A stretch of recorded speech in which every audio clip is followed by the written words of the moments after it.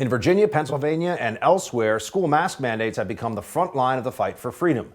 While the libs are likely to pull back some COVID restrictions this spring so they can claim victory, in advance of the midterms, of course, get ready for them all to come back this time next year unless we learn our lesson. Friends, it is time for Hold the Line.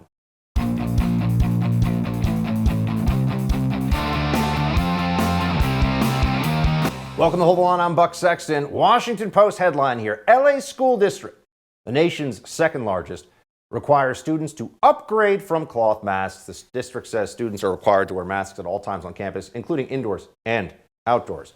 Wait a second, though. Hold on. I thought we were told that outdoor mask wearing doesn't really make any sense. Even the CDC was willing to say that last spring. Even Fauci was like, you don't really need to wear masks outdoors. It's crazy.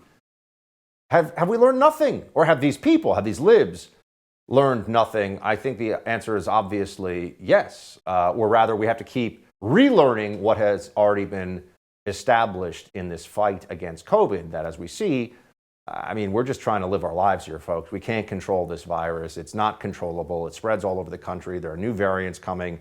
Let's be real about this. But you'll notice that the libs are clinging to the masks with every ounce of their being. They act like Omicron is somehow being stopped by masks when it clearly is not. It clearly does not matter that people are wearing masks in a lot of blue states across the country. Red states are like, yeah, whatever, you guys are crazy. And they're right, by the way. So they don't want to let go quite yet of the masks on your faces. It has to be on their terms, you see, because unless the Biden regime is able to be the one that declares red light, green light, you get a little freedom, you get freedom taken away. A little more freedom, freedom taken away. Then maybe people might start to think for themselves. They might think, well, hold on a second. What exactly has worked here? Why should I listen to these people at all? No, they have to maintain control. Control over you, the illusion of control over the virus, but actual control over you. Here is the former FDA chief, one of the guys you see constantly on TV talking about this stuff, and he speaks out of both sides of his mouth. Dr. Scott Gottlieb, who's saying, oh yeah, of course, too soon to get rid of mask mandates in schools. Nearly 1 million children were infected with COVID in the last week, according to the American Academy of Pediatrics. 1 million. Is it too soon for mask mandates to be lifted in schools, as the governor of Virginia just ordered? Look, I think it is too soon to do that because a lot of schools have built their preparations around the use of masks. And whatever we want to say about the benefit that masks are providing, it's providing some benefit. And a lot of schools that couldn't implement social distancing, couldn't implement testing, are relying on masks as their only tool. So to withdraw it right at the peak of the epidemic, I think is imprudent. We should wait. I think within 2 weeks we'll be able to make that decision. Wait, within 2 weeks? Just kick it down the road a little bit more? They provide some benefit? Where? Show me that data. Where does that data exist? I'm just wondering. They're going to point to that ridiculous Arizona study, which everyone who looks at it goes, oh, so this is a joke. What about just the reality of what we see in schools all across the country, which is mask, no mask, doesn't matter? Doesn't matter. Here's a Washington Post op-ed from 3 infectious disease physicians who are actually calling for making masks optional. Let me walk you through their argument here.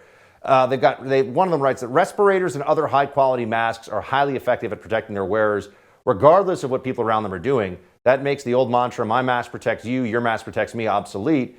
As a result, schools can finally safely make masks optional for students and staff.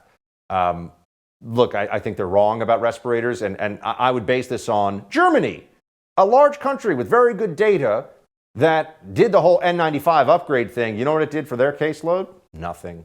But, who pays attention to data and reality anyway? But even they're saying, oh, yeah, get rid of it. Another point here, we urge public health and school officials to educate communities on one-way masking, emphasizing personal choice regarding self-protection and supporting those who choose to remain masked. Look, I'll take it. I'll take the unmasking of our children, which, by the way, masking kids is child abuse. Just going to say that right now so everyone understands. You're abusing children if you're masking children up for 8 hours a day in school, all right? Adults don't have to go through this madness. Someone told me to mask up for 8 hours a day, I'd punch them in the face, okay? This is crazy. Mask up for 8 hours a day? I'm not a healthcare worker. I'm just trying to live my life.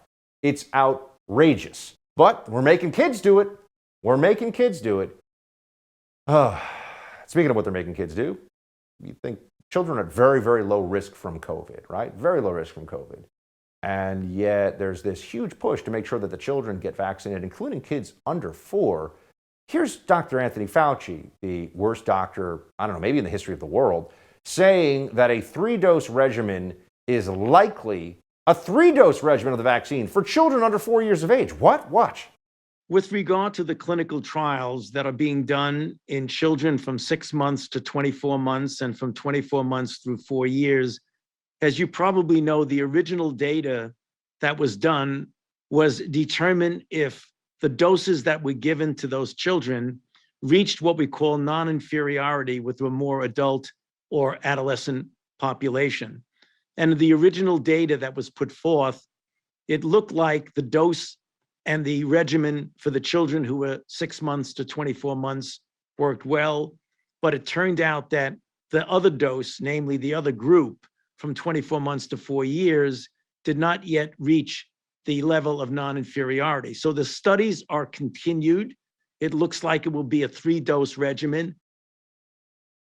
A 3-dose regimen for, I guess, Omicron, which is now the entirety, we're told, of COVID that's circulating in the US. So a 3-dose regimen for Omicron. But we know that the previous 2-dose regimen to stop Omicron did not work. So now we're going to have a 3-dose regimen for Omicron for kids under 4, but we're going to then have to get them a whole new regimen when there is another variant, right? If not, why not? Someone explain this one to me. Oh, no, don't ask any questions. What about natural immunity? Oh, don't talk about that either. Just shut up, peasant. This goes on forever and ever and ever. Don't you see? This is the game they're playing. Some of us have seen it from the very beginning, and everything we say ends up being true. And then people go, oh, but I don't like it. Yeah, this is the reality of it. And then there's just the people that are the mouthpieces for this destructive and tyrannical propaganda. Jim Acosta, not a very bright guy, but nonetheless, he works at CNN, so people see him on TV. Here he refers to Virginia, where, let's just be very clear, Glenn Youngkin's come in and said, look, masks are optional in schools. Saying that masks are optional in schools and also don't teach anti-white racism in school under the headline, whether you call it CRT or not, but under some kind of diversity and inclusion rubric. CNN, that qualifies for, those decisions qualify as a Soviet-style police state. That's right. Choice and freedom for the individual is a police state now. At least that's what they say at CNN. Watch. Molly, I seem to remember Glenn Youngkin campaigning in a fleece vest in Virginia. He was running as a different kind of Republican. I was told there was going to be a vest, not a Soviet-style police state across the Potomac from Washington. A Soviet-style police state. He's really so dim-witted that it's almost impressive. We're going to have more on this with the situation in Virginia, the mask mandate fight, and just pushing back the tyranny with the CEO of American Majority, Ned Ryan, in just a moment. Let's talk about protecting your home. You have homeowners insurance for a good reason. Without it, a fire, flood, or burglary could destroy you financially. But there's another major crime your homeowner's policy doesn't cover. It's called home title fraud. The FBI says home title fraud is one of the fastest growing crimes. It can ruin you financially. This is why you need Home Title Lock. Title fraud happens when a criminal forges your signature on documents stating you sold your home to him. Then he takes out loans against your home, leaves you with payments. You'll spend a fortune in legal fees trying to prove you didn't commit fraud. Home Title Lock puts a barrier around your home's title. The instant they detect anyone, from a cyber thief to a renter to a relative trying to forge their way onto your home's title, they help shut it down. Go to HometitleLock.com and register your address to see if you're already a victim. Enter code RADIO for 30 free days of protection. That's code RADIO at HometitleLock.com, code RADIO at HometitleLock.com. Ned Ryan stops by in a moment. Stay with us.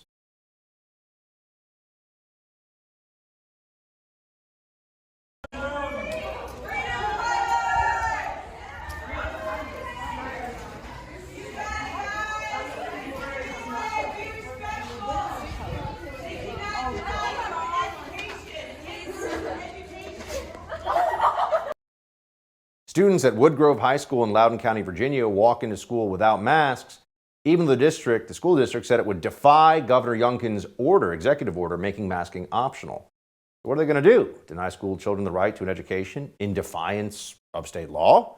Joining me now is the CEO of American Majority and resident of Virginia in Loudoun County, Ned Ryan. Ned, great to have you, man. Thanks. Yeah, no, absolutely. Good to be with you, Buck. What the heck is going on here, man? I mean, it feels pretty straightforward, right? When the psycho libs have a governor that will do their bidding, they tell us everyone has to mask, maybe even double mask, your kids have to mask all day. That's the law. Well, now we have a governor in Virginia, at least, who says, no, you don't have to do that. You can if you want, but you don't have to do it. And they're saying, no, that's not okay. What's going on? Well, it's complete insanity, Buck. I have 4 kids in the Loudoun County school system. One's in grade school, one's in middle school, 2 in middle school, 1 in high school. And what's taking place is they've decided this week, in light of Youngkin's executive order, my kids all decided that they were not going to be wearing masks to school. And what has happened in the middle schools, they've been sent to the auditorium where the curtains have been put up, Buck, to protect the other students from the virus, I guess, whatever that's going to do. And in the high school, they've been sent either to an auditorium or to a conference room in which they're not allowed out for anything except for to use the restroom. They are allowed some breaks if they want them. There is no in-person teaching taking place. For all intents and purposes, Buck, they're being suspended while in school and not being permitted to have in-person teaching. I think the thing that's extremely frustrating to me, Buck, as a parent, is when you hear the teachers and the deans and the principals and administrators blindly following Superintendent Ziegler and the school board and saying, well, it's above our pay grade, we can't do anything about it. What I'd really love to see happen is to make teachers and administrators and principals legally liable for what I consider abuse and bullying of kids.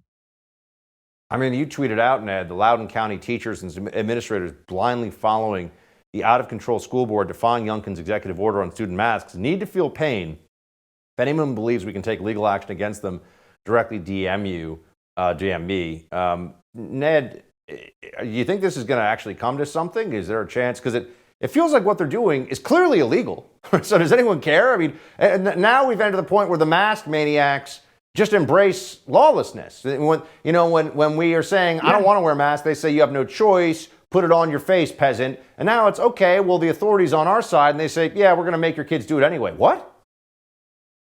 Yeah, no, I mean, a couple things. Obviously, I'm a firm believer, as I believe Obama said, elections have consequences. Youngkin won.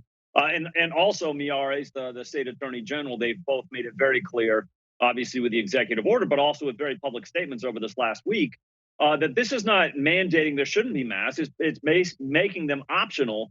And in fact, what we believe we're doing, along with other parents, we're actually following the science and the data on this because it's been proven. And even the CDC, this is the crazy thing, Buck. These absolute insane people here in the Loudoun County public school system are not even following the science. They're not even following the CDC guidelines, who have essentially said that the paper and cloth masks are essentially political theater. But no, they're going to use their power to intimidate teenagers, young 13, 14, and 15-year-olds, and basically shut them into rooms, not give them in-person teaching, and use their position to intimidate and try and get these kids and bully them into wearing masks, which have nothing to do with science and data. And when I sent that tweet out, I have talked with lawyers. We are hopefully going to pursue an injunction on this mask idiocy here in Loudoun County. While at the same time, I think people are aware State Attorney General Miyares is also taking this case to the Virginia State Supreme Court. But I'm not fully convinced, Buck, that will put an end to this because we have been dominated by Democrats. I'm not confident the Supreme Court will actually do anything about it. We need the madness to end. And I think it's going to require a lot of parents like myself to stand up and say, we'll figure out how to fund the legal bills, but we're going to put this abuse of kids to an end. Virginia High School, you mentioned this. We actually have some footage of this, has been segregating masked and unmasked students. And even here's a teacher, for example, telling the unmasked group, they only get 15-minute lunch while the masked group gets 30. Watch. 15 minutes to sit and talk for lunch, and then we go back to tables. Okay? No. 15 minutes. That's idiotic. Other kids get regular kids get a 30-minute lunch. Why do we get 15 minutes? Because I'm just asking. Unmasked 15 cumulative reports. They're unmasked for 30 minutes. Until 1.5 quarantine already. So 15 minutes. Did they give 30 yesterday? I'll go back. I will consult with the rest of the administration. But for now, they are going to with this 15 minutes. Let me see if I can get 30 minutes. That's what we're in closer contact. If they have 30 minutes, they don't have to 15 minutes for some, 30 minutes for others, segregated by mask. I mean, I don't know how anyone can see that. I don't know, honestly, how any sentient human being can watch this play out and not think that these masked lunatics are completely out of their minds. Yeah, no, my 7th grader came home yesterday and said, "This is absolutely insane, Dad. We have kids, hundreds of kids sitting in the cafeteria without masks. We even had them during PE, rigorous PE without masks, and yet we're being told that somehow we're a threat to the health of the other students, when in fact, a lot of them are unmasked for significant periods during the day." I don't know how that high school or middle school, whatever that was, is working. Our kids aren't even allowed in the cafeteria.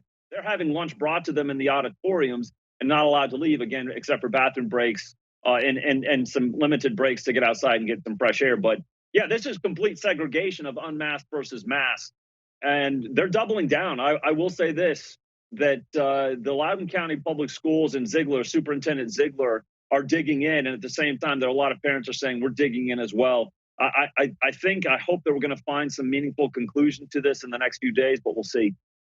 By the way, I wanted to ask you, Ned, you're a very astute political observer. Supreme Court Justice Breyer was announced today is going to be retiring at the end of this Supreme Court session. What do you think the politics of this looks like? Obviously, there's going to be some focus on it. Is it going to be a huge deal, or kind of much ado about nothing? You're going to get a lib replacing a lib. Well, I will say this. I mean, the first thought I had, Buck, was it's a clear indication that Democrats don't think they're keeping the Senate after the November elections, that they've got to get Breyer, who's 83, to retire now. I don't know how deeply McConnell's going to dig in on this, if he's going to try and hold off like he did with Merrick Garland, or if they're going to let it go through. But my biggest takeaway from this is that they realize we're probably not going to have the Senate post-November. We better get this done now. So that's my biggest takeaway from it all. Ned, always astute, my friend. Good to see you. Thanks, Buck. The NYPD is mourning the loss of a second police officer who was shot this past weekend. So what does New York City's mayor plan on doing about rising mayhem in the Big Apple? We'll talk to conservative talk show host Mark Simone when we come back. Right now, I want to talk to you about protecting your online data. A lot of companies promise your privacy is guaranteed, but we know that's not true. That's why you need a new privacy and cybersecurity application tool called Secure. It's spelled S-E-K-U-R. Secure is using proprietary encryption and is offering instant messaging that is secure and email that is secure. All of your communications when you use Secure is based on servers and data centers hosted in Switzerland. So look, it's really secure. Secure will never mine your data, never ask for your phone number. You're not going to be spied on by big tech. Secure is your solution to the constant theft of your digital identity. Only costs $5 for the messenger, $10 for the messenger and email combo package. Go to secure.com. Take back your privacy today. That's SEKUR.com. Use promo code BUCK for 25% off. Secure.com. Promo code BUCK for 25% off. We'll be right back with more. Hold the line.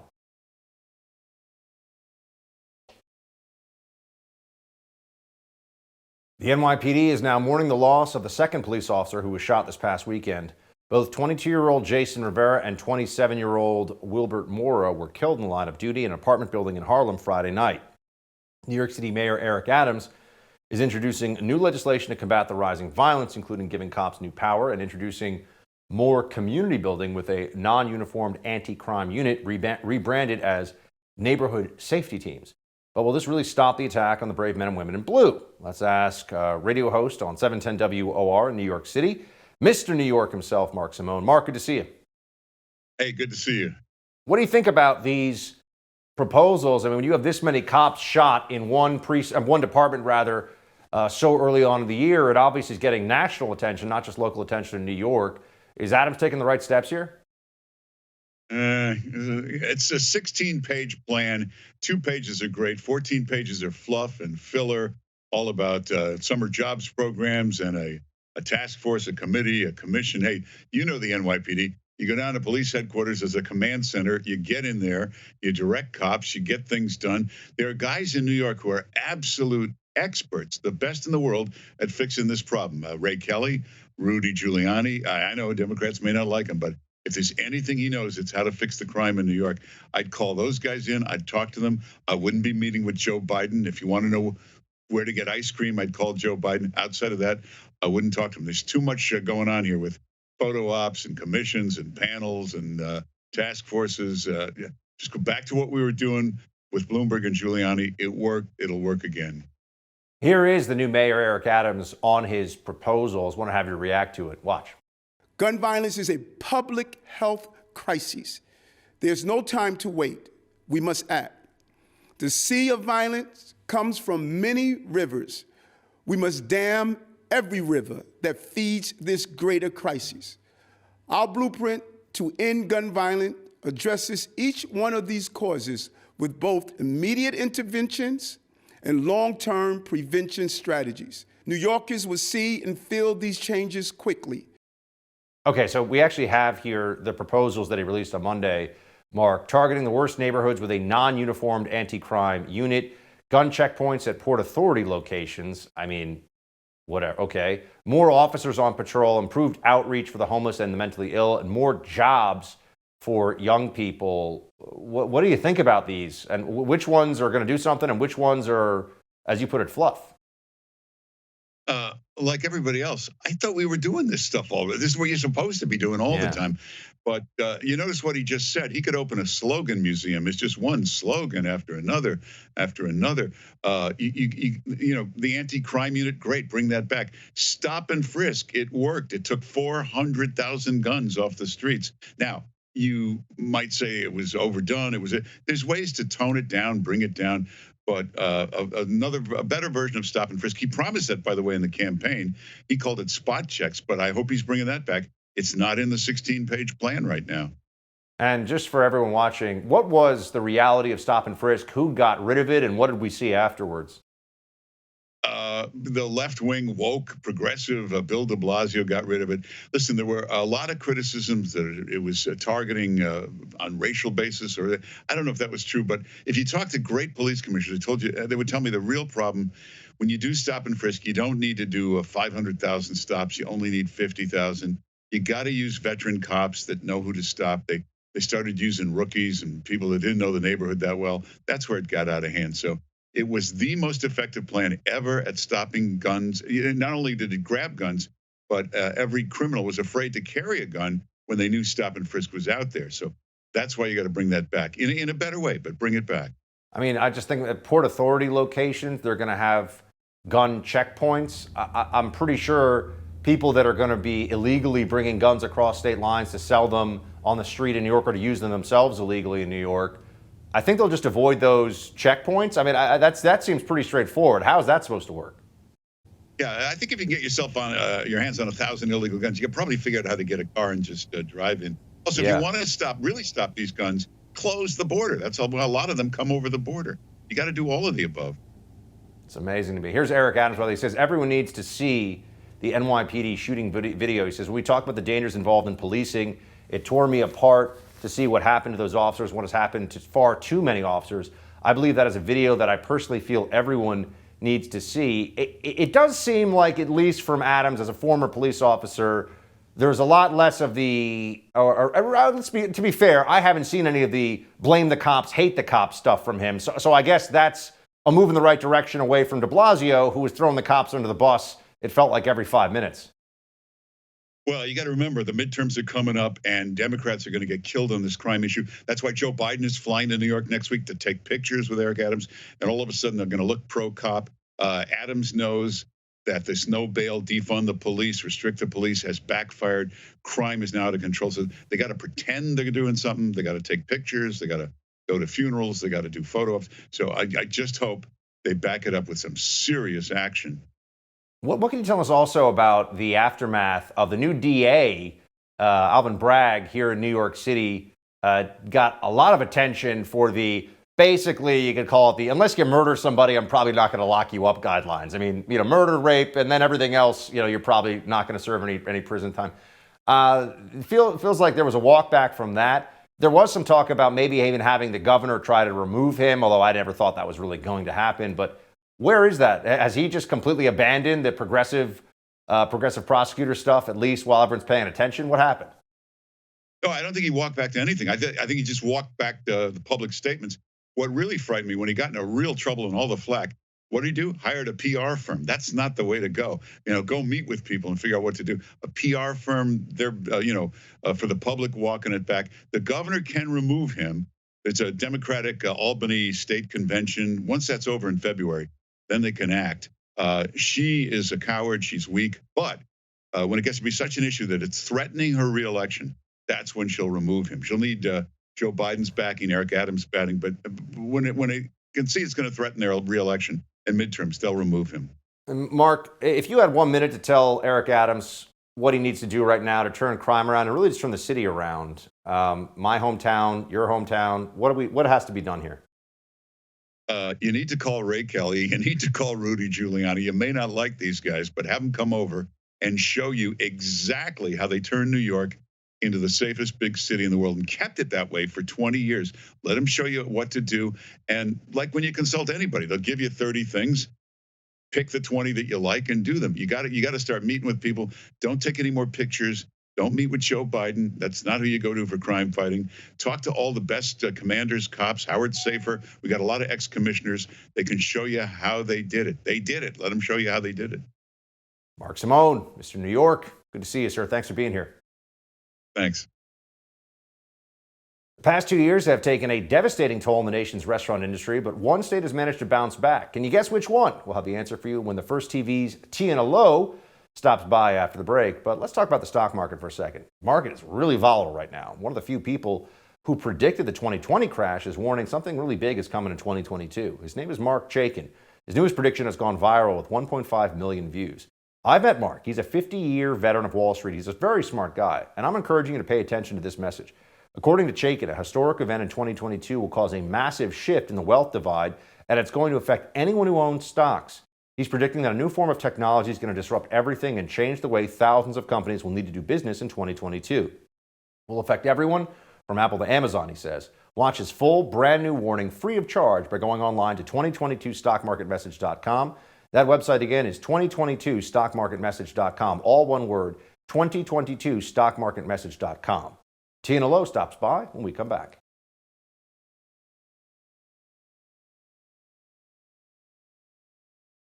As many parts of the country continue to suffer under public health mandates, the restaurant industry is having one of the hardest times bouncing back. Restaurant reservations have plunged in cities with vaccine mandates so far this year compared to pre-pandemic data. Take a look at this report from Open Table. Miami, which has no vaccine mandate, is up 14% in restaurant reservations since 2019, compared to places with strict vaccine mandates like New York City, which saw a 68% drop in reservations this January compared to January 2019. Oh gosh, what a shock. Joining me now with reaction, contributor here at the First TV, Tina Lowe. Tina, good to see you. Hey, Buck. So Open Table reservations, January 22 versus January 2019. Miami up 14, Las Vegas about the same. Los Angeles down 41. San Fran down 75, New York down 68. I think I'm seeing a trend here. What do you make of it? So, I mean, I don't think it's a coincidence that Miami is up that high, considering that it feels like everyone and their mother has moved to South Florida in the last 2 years. None of these other big cities have made themselves very hospitable places to stay in, and it doesn't help that at least when it comes to Los Angeles and San Francisco, you are not that far to trek out to a suburb or trek out to another city where they don't have these insane mandates. In Orange County, even though it's technically beholden to Gavin Newsom's insane state mask mandate, no one in Orange County is listening to it. I was in Orange County over the holidays, and the amount of people who actually enforced the mask mandate, I would say it was about 25% enforcement by businesses and 50% compliance in open spaces like grocery stores or clothing stores or whatnot. Even here in Washington, D.C., so now not only do we have a mask mandate, but now you also have to show your papers if you're over the age of 11 to prove that, you have your 14 jabs that Fauci has authorized. And as a result, restaurant reservations are down 45%. And it's easy because you can go 10 minutes across the river, across the Potomac, and be in Alexandria, be in Arlington, where now you have the total backlash in the form of the newly inaugurated Governor Youngkin, who, he's quickly tamping down on the school mask mandate. So all the restaurants have followed suit. You don't need to wear a mask in these restaurants. You don't need to show your papers. So why wouldn't you want to go support that? Because at a certain point, you vote with your dollars. You vote for the city that you want to be benefiting. So what's it like in D.C. then, by the way? I mean, are they, when you come across people in D.C. right now, are they a bunch of mask maniacs who think the vaccine cards are working, or do they actually, read the newspaper and think? So DC is shockingly, it's dreary because it's cold. If you go, a lot of restaurants are closing. There's a very famous restaurant downtown that I just saw closed called Cafe Mozart. I know Cafe Mozart. That's terrible. It's gone. Boo. Yeah, Cafe Mozart is gone. It had its last symphony 2 weeks ago in anticipation of the vaccine mandates. Because one of the major issues here, not only do we have a very diverse city with a lot of African Americans, and disproportionately the least vaccinated subgroup here are young African Americans. Because again, if you're under 30, it's your choice. I got vaccinated, but I don't think any person younger than 30 really needs to worry about dying from COVID. And now with Omicron, you don't need to worry at all about transmitting it, because this thing transmits despite your vaccination status. So, it is funny. A lot of those Capitol Hill restaurants that are frequented by, Hill staffers, lobbyists, the Pelosi types, they have still remained very, hyper attentive and anal about, checking your papers, checking your vax status. The convention center is currently hosting the auto show, the DC Auto Show, which is usually DC's largest, its largest private entry show. And it's been empty because at the door they have someone to check your papers, where you have to get a wristband as though you're getting into Coachella or something. So, you go to H Street, you go to the Wharf, you go to Navy Yard. A lot of these bars are closing very early because they realize there just isn't much of a purpose. And again, because DC is not like New York City, where it will take you 45 minutes to get into another legal jurisdiction. You can go up to Silver Spring. You can go down to Alexandria. There are all these other places where not only do you not need to show your papers for your 12-year-old, but also you have a significantly less, smaller chance of getting carjacked or getting shot, because that's the real crisis right now in DC. But it's the one that's less, politically sexy. So the mayor doesn't really care about it that much. By the way, switching topics here for a second, if we can. Got a few things to talk to you about today, Tina. The Feds are pointing to interest rate hike, coming soon to cool inflation. Here's what the Fed's putting out as a statement. With inflation well above 2% and a strong labor market, the committee expects it will soon be appropriate to raise the target range for federal funds rate. The Fed's preferred measure of inflation rose to 5.7%. The 12 months ended in November. The fastest increase the consumer spending price index has seen since 1982. That's a lot of fancy econ talk for what the heck's going on, Tina?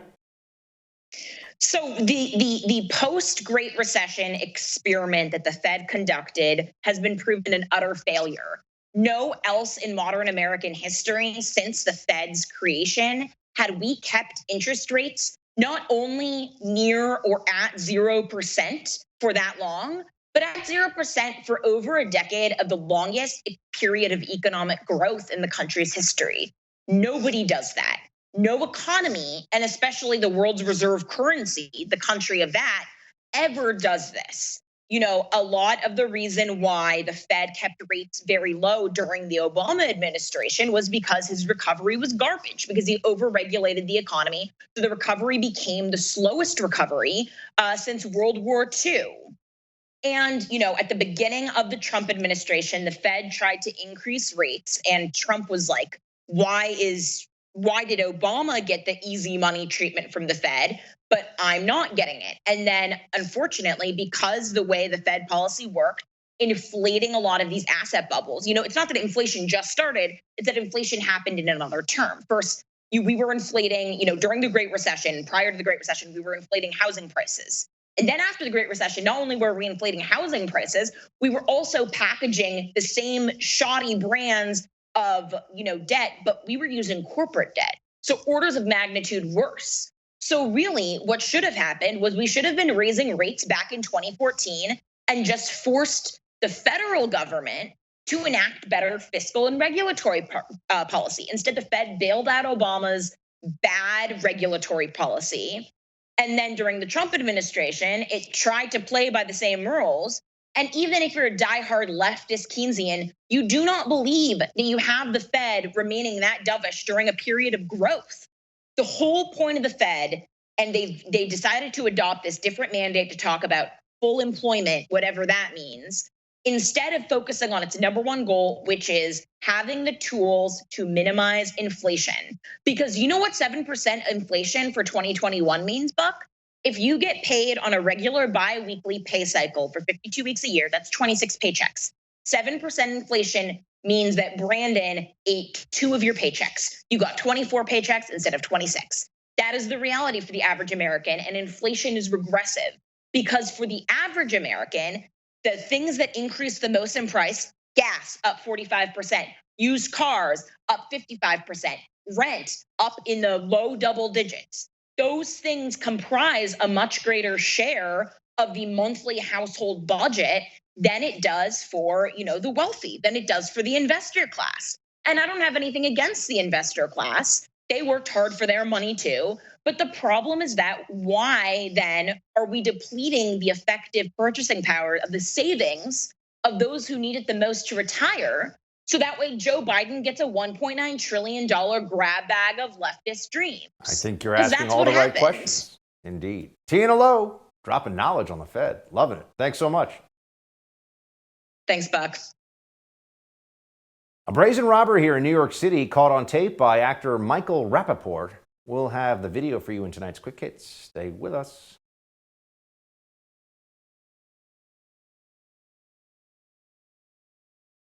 Former champion of free speech is having second thoughts when it comes to the vaccine, and 81-year-old Nancy Pelosi announces she's running for re-election. Those stories come up in Quick Hits. Let's get right to it. Let's get to it right away with a guy who was a shock jock, kind of the shock jock for a long time, somebody who I think we all would generally consider to be a big free speech advocate, a guy who believes in the First Amendment at least and isn't afraid to break with consensus.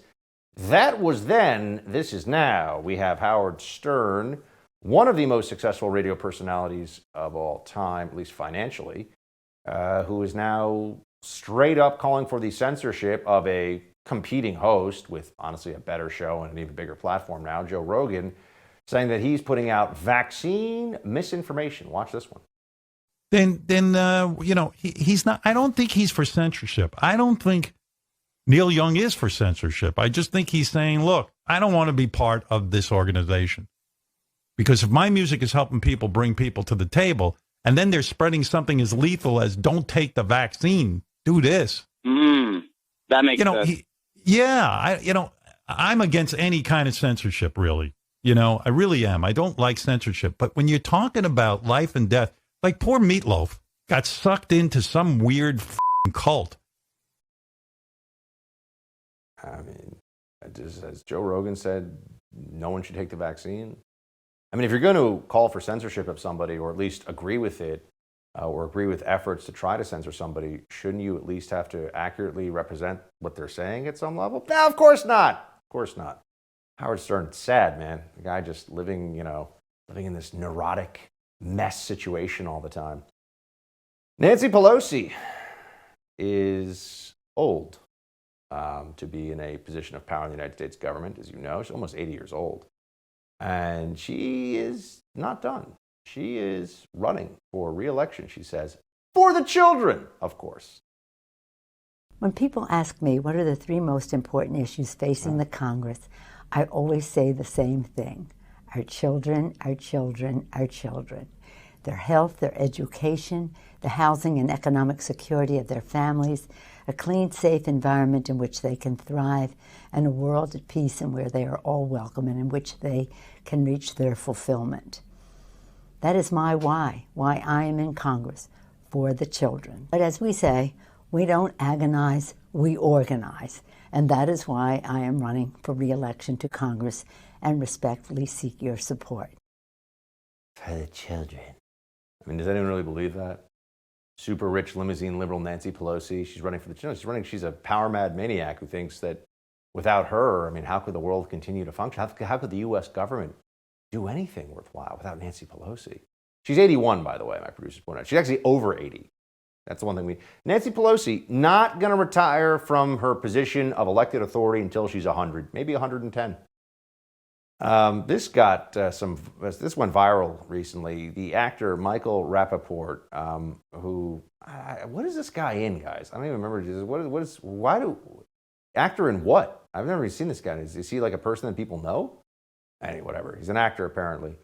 And he filmed a theft from a Rite Aid here in New York City, right where I live. I actually have a Rite Aid on my corner. Here's how it looked.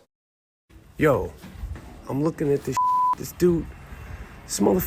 Yo, this dude is, I can't believe I'm seeing this. This motherfucker. Yo, this guy just filled his 2 bags up with everything in Rite Aid right here on 80th and 1st Avenue. He's walking down the street like is Gucci. Look at me in my face like what's good. I was watching him the whole time. My man just went Christmas shopping in January. Indeed. But the social justice activists will tell you that's just a form of what? Reappropriation or redistribution of wealth or something like that. Yeah. Oh, by the way, President Biden had a light schedule yesterday. So here's a side-by-side video of what Jen Psaki told reporters Biden was doing versus what he was actually doing. Check this out. Well, let's see. This morning, I think he had some policy meetings, also a PDB meeting. He later this afternoon, I think, is doing some remarks review. There are some days that we spend some time doing internal meetings and discussions with policy experts, with policy leaders, and that's what's happening today. He would say he doesn't have nearly enough time of free time on his schedule because it is packed no matter whether people see him or not. I mean, he really should be out with a blanket across his knees, feeding peanuts to squirrels in Central Park or something. But anyway, whatever. Guy's the president. That's it for tonight's Hold the Line. The No Spin News with Bill O'Reilly is next. Shields high.